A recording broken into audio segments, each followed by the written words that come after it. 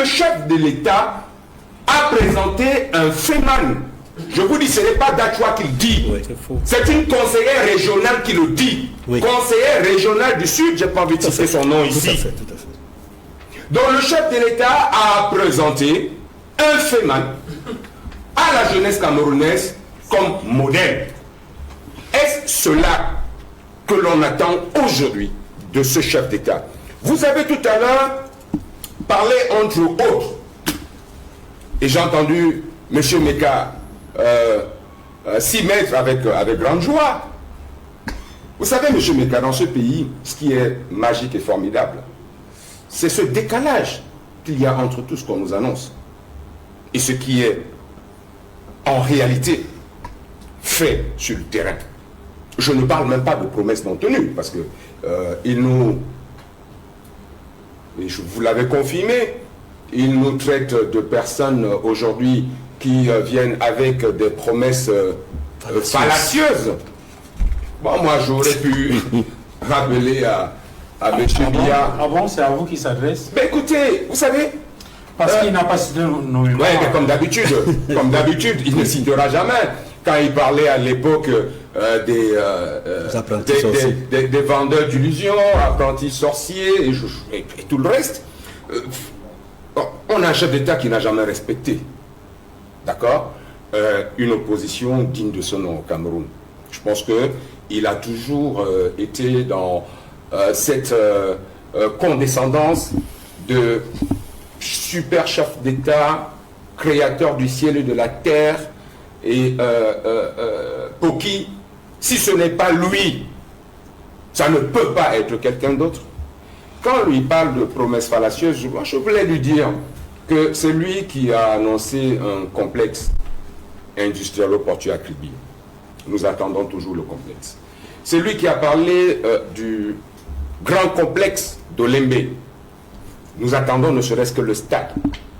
Nous attendons toujours. C'est lui qui avait, pour dire qu'il accompagnerait le complexe industriel-portuaire de Kribi, il avait annoncé l'aéroport à Kribi. Je pense que ça également, nous attendons toujours. C'est lui qui avait annoncé l'extension du chemin de fer qui irait pratiquement jusqu'au Tchad et qui aurait dû générer à peu près sur l'ensemble du projet plus de 100 000 emplois. Nous attendons toujours.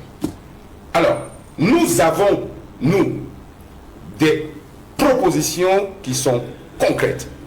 C'est des engagements que nous prenons avec le peuple camerounais. Je dis bien des engagements. Ce ne sont pas des promesses.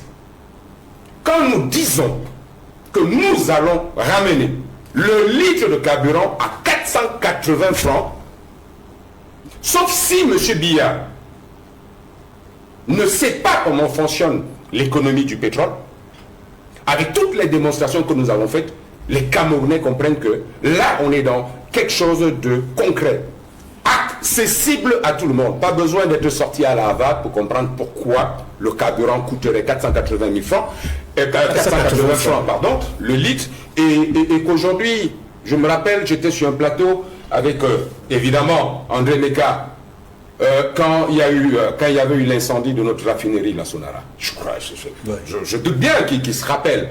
Quand je lui disais, moi, Dachwa, compte tenu de nos expertises au sein du MRC, quand je lui disais qu'il était impossible qu'on puisse réhabiliter la Sonara avant 5 ans, M. Meka, dans son sport favori, avait dit aux Camerounais, pris l'engagement que cette raffinerie serait réhabilitée au bout de 3 mois. Je ne sais pas s'il s'en souvient.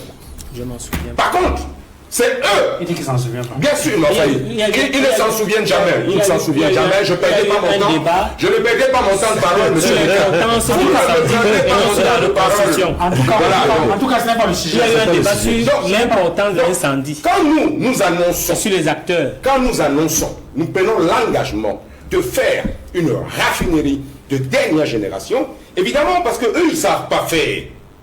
Ils pensent que les choses les plus normales sont les choses extraordinaires. D'où M. Biya utilise des expressions comme promesses fallacieuses. Qu'est-ce qui est fallacieux?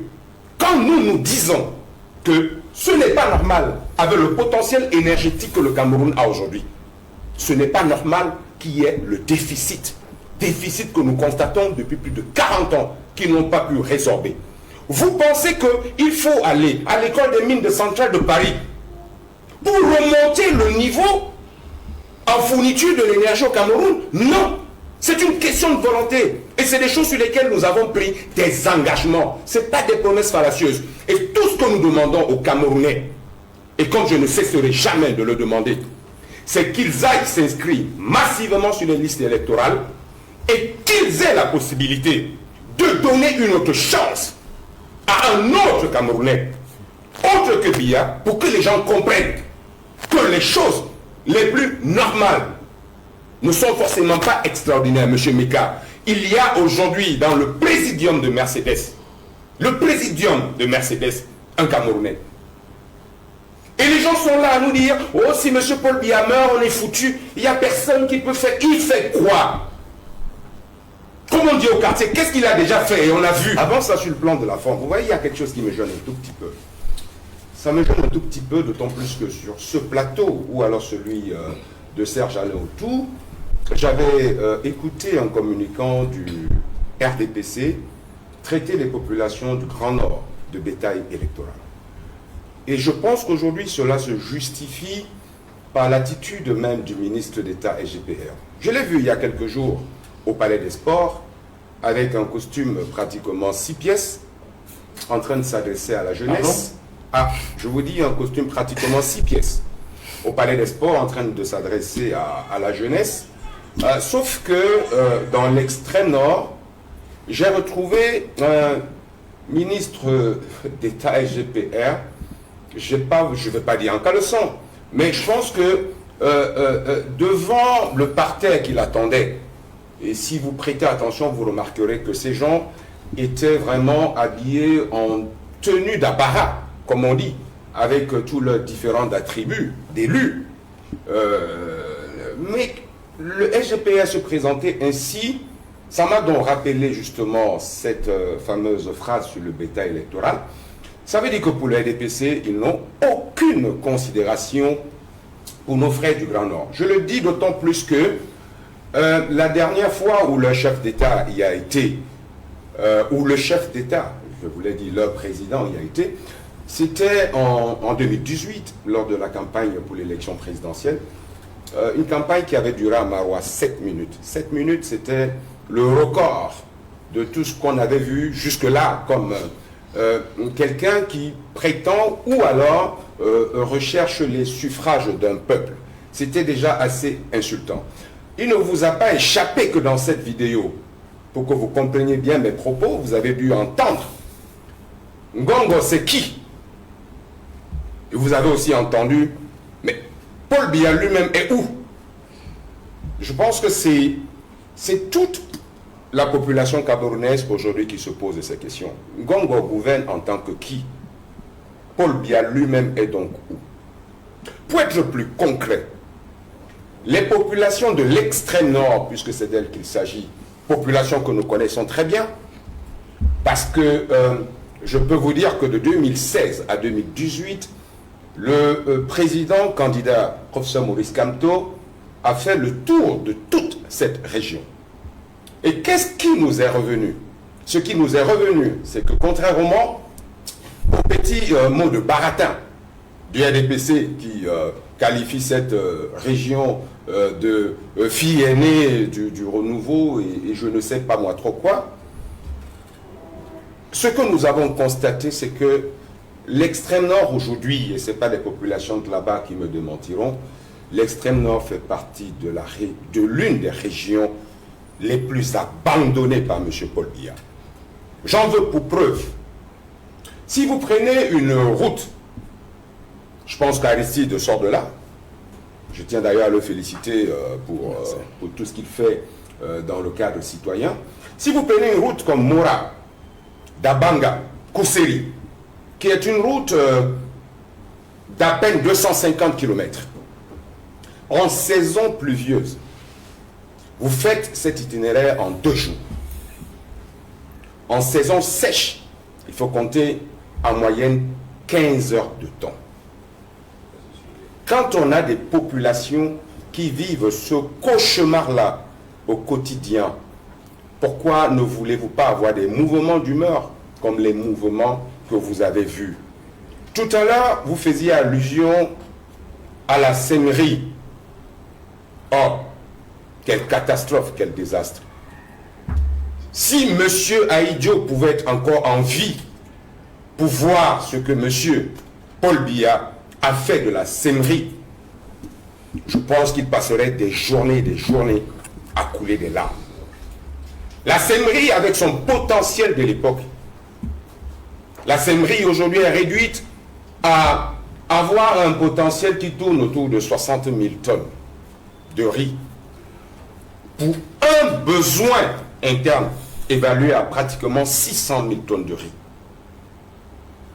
Le Cameroun continue aujourd'hui à importer du riz pour pratiquement plus de 300 milliards. On nous annonce parfois des subventions de la Sémerie et quand vous allez regarder de très près, je pense qu'il y avait un ministre qui disait en Mondovision qu'il y a des subventions qui partaient de Yaoundé mais n'arrivent jamais à l'extrême nord et restent à Yaoundé. Yahou Abdoulaye. Voilà. Donc, quand vous avez des populations comme celle-là qui souffrent au quotidien, je profite simplement de la tribune que vous m'offrez pour leur réitérer ce que nous leur disons depuis 2012, que nous avons martelé en 2018 pendant la campagne présidentielle. Des engagements qui sont relayés au quotidien, que ce soit par notre premier vice-président Mamadou Mouta ou par notre régional dans l'extrême nord, le docteur Boucher, que nous prenons l'engagement solennel. Je pense que le président candidat Maurice Kamto l'a dit à plusieurs reprises. L'extrême nord, pour nous, est une urgence. Urgence sur le plan infrastructurel. Nous l'avons dit dans notre programme, parce que les gens nous disent que nous n'avons pas de programme. Nous l'avons dit dans notre programme présenté aux Camerounais, que chaque année, nous mettrons une enveloppe entre 800 et 900 milliards pour des infrastructures routières dignes de ce nom. Et parmi ces infrastructures, l'urgence pour nous est à la construction, pas d'une route, pas à la réhabilitation d'une route, à la construction d'une autoroute. Gaoundéré, Garoua, Garoua, Maroua, Maroua, Kousseri. Pour diverses raisons. Parce que non seulement cet axe-là est un axe qui nous permet aujourd'hui de pouvoir commercer avec nos frères voisins tchadiens. Et lorsque l'on connaît le flux aujourd'hui en termes de trafic partant du port de Douala pour Djamena, c'est vraiment soit c'est un aveu d'impuissance, ou encore, moi je ne voudrais pas ici faire le procès politique du NDPC, mais pour moi c'est des flagrants délits d'incompétence et d'échec.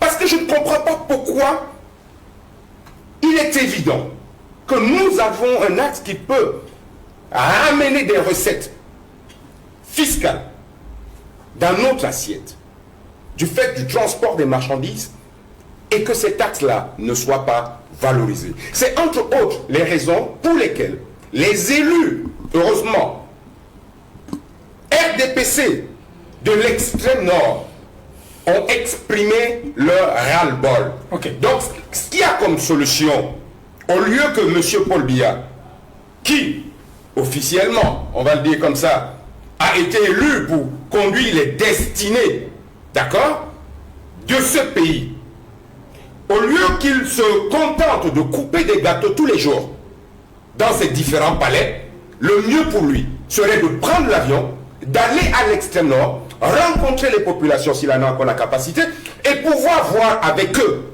ce qu'il y a lieu de faire pour résoudre leurs problèmes. Alors, je vais poser une question puisque effectivement dans les vidéos qu'on a vues, on voit bien que la tenue dans laquelle le SGPR... Alors, est-ce que cela ne pourrait pas s'expliquer par le fait que le SGPR part de Yaoundé pour une mission précise, avec des sites précis qu'il voudrait visiter pour justement avoir des informations précises sur la démarche qu'il faut peut-être mobiliser. Est-ce qu'il était allé dans l'extrême nord dans le sens d'organiser des audiences et discuter avec les gens. Peut-être qu'à ce moment, Je vous réponds. il aurait, permettez que je termine la question. Le fait qu'il soit justement dans cette tenue-là montre qu'il allait sur le terrain. C'est quoi? Lorsqu'on va sur le terrain, n'est-ce pas, des inondations, les violences de toutes sortes de la nature, on n'y va pas en costume 6 pièces, pour reprendre l'expression que vous avez. Alors, vous savez, j'ai vu le même ministre d'État SGPA aller à l'inauguration, je ne sais pas moi, d'un institut, je ne sais pas, de beauté ou de quoi. Je ne vais pas citer la personne propriétaire de cet institut, mais je l'ai vu une fois de plus en costume 6 pièces. Vous savez, nous allons tous... Dans le cas de l'extrême nord. Nous allons parler je ne sais pas ce que vous appelez, je ne sais pas ce que vous appelez zone sinistrée. D'accord? Je vous dis qu'à défaut d'un costume 6 pièces, quand on veut respecter les gens, il y a une autre façon de s'habiller. Il aurait pu s'habiller en boubou, comme tous les élus qui étaient là. Très bien. Alors, je reviens à vous tout à l'heure. D'abord, le temps d'avoir l'avis de Edmond Kamgia là-dessus. Edmond, au finish, il y en a, je crois que celui qui doit peut-être s'y réjouir un tout petit peu, ça doit être l'évêque de Yagoua. On se souvient que dans une sortie récente, une sortie vraiment véhémente, il avait critiqué la situation catastrophique dans laquelle se trouve cette partie-là. Aujourd'hui, le fait que le SGPR aille en mission commandée dans cette partie du pays, est-ce que cela ne traduit pas que, bon, finalement, quand même, à Yaoundé, on écoute et on prend des dispositions pour que la situation s'améliore? Ce qui m'étonne dans ce pays, c'est l'attitude du gouvernement, l'attitude de ceux qui nous dirigent, leur réaction par rapport aux problèmes qui sont posés dans les régions du pays. Ils se comportent généralement comme si ils sont toujours surpris, comme s'ils ne savaient pas qu'il y a un problème qui se pose dans la région concernée. Chaque fois, c'est la défensive, c'est la réaction, ce n'est jamais la prévention, ce n'est jamais l'anticipation, ce n'est jamais l'écoute attentive en vue de régler un problème qui se pose. J'introduis mon propos par cela pour dire qu'en réalité, ce qu'on appelle la fille aînée du renouveau, c'est-à-dire la région de l'extrême nord, souffre depuis très longtemps. La fille aînée du renouveau est mal en point. Elle a eu des occasions de le dire, de le redire. Et cette fois-ci, ce n'est pas la dernière. J'ai en mémoire l'image, une image forte de la visite du président Paul Biya à Maroua pendant l'élection présidentielle du 7 octobre 2018. Son discours de 7 minutes. J'ai suivi attentivement à la CRTV son discours et j'ai vu l'attitude de la population. J'ai lu les écriteaux et les banderoles. Et il y en a une qui a attiré mon attention. Que la CRTV a rapidement refusé de faire repasser parce que le message était fort. Vous savez ce qui était écrit sur une banderole pendant le discours de 7 minutes du président Paul Biya à Maroua? Nous ne sommes pas des moutons. C'est ce qui était écrit sur la banderole. C'est passé rapidement à la CRTV. Et après, ils ne l'ont plus jamais remontré. Nous ne sommes pas des moutons. C'est ce que j'ai lu. J'ai vu pendant l'élection présidentielle en 2018. Parfois, quand j'essaie de comprendre pourquoi le discours chef de l'État a été bref, je me dis peut-être il a vu, comme moi, cette banderole. Il a écouté son discours, il est rentré à Yaoundé. Maintenant, rentrons dans le sujet. Le ministre d'État, secrétaire général à la présidence de la République, est allé voir de près, envoyé en mission par le président de la République, ce qui se passe en vue de trouver une solution durable aux frustrations, au mécontentement, à la colère qui grogne dans l'extrême nord. Je rappelais ce qui s'est passé en 2018. Et nous sommes en 2025. Une autre échéance, grande échéance, avec grands enjeux, l'élection présidentielle. Et on sait ce qui s'est passé depuis qu'il y a des sinistrés de grands sinistrés, je précise bien de grands sinistrés dans l'extrême nord. Parce qu'il y a eu régulièrement, chaque année, après les inondations, des sinistrés. Mais cette fois-ci, c'est des grands sinistrés auxquels les réponses apportées n'ont pas donné satisfaction à nos frères et sœurs de l'extrême nord. Pire, on nous annonce que l'argent a été envoyé par le président de la République pour résoudre les problèmes des sinistrés et l'argent aurait disparu entre Yaoundé et Maroua. C'est-à-dire, cet argent n'a pas été véritablement, n'est pas arrivé sur le terrain et n'a pas servi pour aider les sinistrés dans leurs nombreux problèmes qu'ils connaissent de santé, de maladies, de recasement. Nous savons dans quelles conditions et pourquoi les inondations récentes ont été plus graves que celles des années antérieures, notamment avec la digue. La digue qui non seulement s'est fissurée, mais on a eu des éléments qui montrent qu'on aurait pu empêcher que cette digue ne cède définitivement.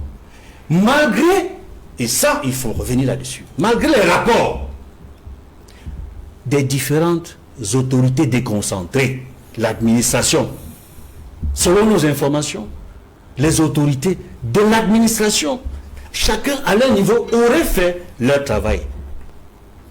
La question aujourd'hui, c'est de savoir, est-ce que les rapports des autorités administratives, des sous-préfets, des préfets et du gouverneur arrivent véritablement sur la table du ministre de l'administration territoriale et dans les délais suffisants pour pouvoir examiner, évaluer et réagir de manière efficace à ces problèmes-là, à ces problèmes de protection civile, à ces problèmes de sécurité de nos frères et sœurs de l'extrême nord.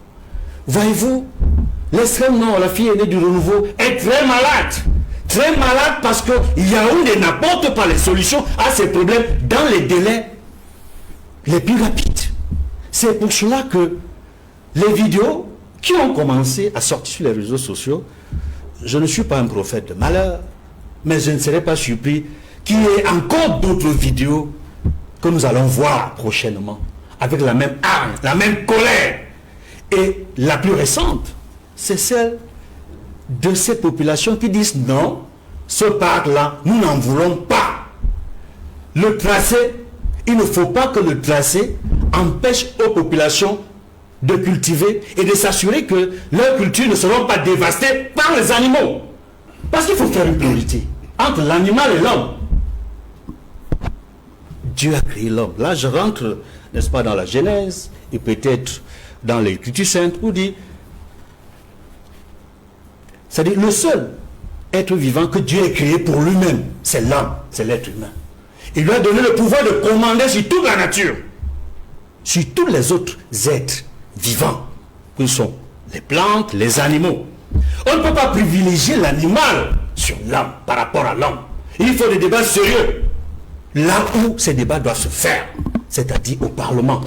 Mais ce Parlement au Cameroun, Assemblée nationale et Sénat, ils ne se sont jamais occupés des questions humaines fondamentales. Et je n'ai cessé de rappeler une chose. Je suis malheureux de savoir que mon pays, qu'on appelle le Cameroun, n'a jamais mis sur la table au Parlement camerounais la crise anglophone qui s'est transformée en guerre. Angèle Lebon d'Achoua, d'où vient-il donc que des gens disent que le président de la République répète la même chose? D'où vient-il que les gens pensent donc que le Renault ne fait rien pour les jeunes? Ben écoutez, c'est pas à moi qu'il faut demander.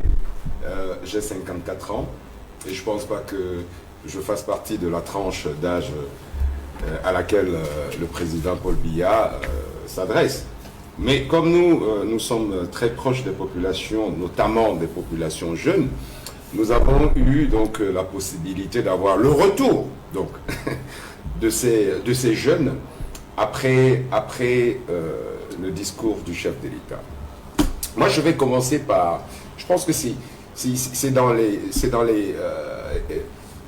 fables de La Fontaine, le corbeau et le renard, quand on dit que tout flatteur vit aux dépens de celui qui l'écoute. Je pense que les jeunes aujourd'hui sont fatigués d'écouter parce qu'ils ont écouté tellement pendant longtemps que tout ce qui s'est passé aujourd'hui c'est que M. Paul Biya est toujours au pouvoir. Moi, j'ai vu un chef d'État émoussé, fatigué, déconnecté. Sinon, comment comprendre qu'en 2025, année où le monde, dans sa globalité, où les jeunes dans le monde font face à un ensemble de défis, je ne comprends pas comment un chef d'État puisse commencer un discours en félicitant la qualification des Lions indomptables. Une qualification des Lions indomptables à la phase finale de la CAN est la chose la plus banale qui soit. C'est la 21e fois là que nous sommes qualifiés depuis qu'on a mis en place cette compétition en 1970. En quoi est-ce qu'aujourd'hui cela est un fait majeur? J'entends une réponse à Mondachua. Rappelez-vous que dans le discours 10 février 2024, il se plaignait justement de ce que ces lions qui font la fierté et qui sont un modèle pour les jeunes avaient fait une contre-performance en Côte d'Ivoire et il demandait justement à ces jeunes-là de ne pas baisser les bras et de continuer à travailler. Est-ce que par parallélisme, ce ne serait pas intéressant qu'il commence justement son discours en disant « Ah, je vous l'avais dit, ces lions... » Qu'il a tenu sa promesse, en fait. Alors, je vais répéter ce que j'ai dit. C'est-à-dire que nous sommes en 2025.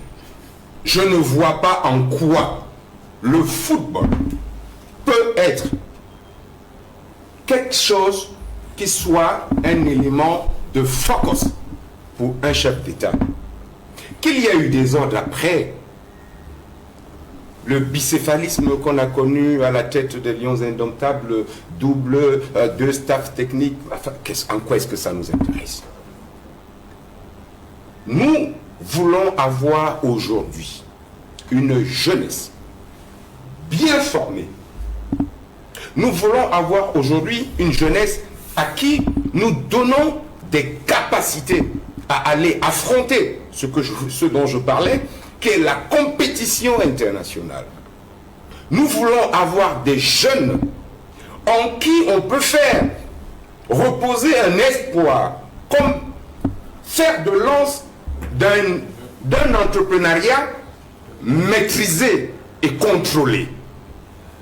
Ça nous éviterait, et je pense que vous allez peut-être revenir là-dessus aujourd'hui, là où je parlais de chef d'État déconnecté.